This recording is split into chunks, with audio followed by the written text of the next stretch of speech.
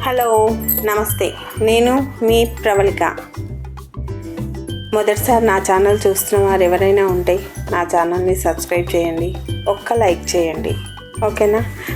ఈరోజు వీడియో ఏంటంటే కరకరలాడే కాకరకాయ పచ్చడి ఎలా చేసుకోవాలి అనేది చూసేద్దాం.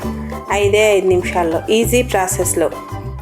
ముందుగా కాకరకాయలని శుభ్రంగా కడుక్కొని అలా సన్నగా కట్ చేసి పక్కన పెట్టుకోవాలి. ఉప్పు పసుపు వేసి అలా పక్కన పెట్టుకుంటే దాంట్లో ఉన్న చేదంతా వాటర్లా బయటకు వెళ్ళిపోతుంది అన్నట్టు.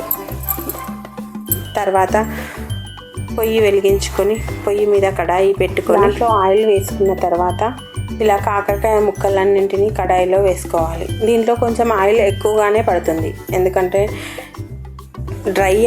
కాకరకాయలు డ్రై అవ్వడానికి అవసరం పడుతుంది.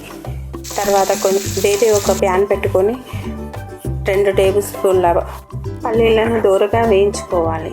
తర్వాత 1 టేబుల్ స్పూన్ ధనియాలు, ఇంకో టేబుల్ స్పూన్ జీలకర్ర, 5-6 ఎండుమిరపకాయలు, 5-6 వెల్లుల్లి రెబ్బలు, వీటన్నింటినీ దీనిని చిన్న మంట మీద సిమ్లో ఉంచుకొని దూరగా వేయించుకోవాలి. దీన్ని వేయించేటప్పుడు గుమగుమలాడే వాసన వస్తుంది. తర్వాత కాకరకాయల్లో చిటికెడు పసుపు, రుచికి సరిపడా సాల్ట్ను వేసి ఇది బ్రౌన్ కలర్ వచ్చేంత వరకు వేయించుకోవాలి.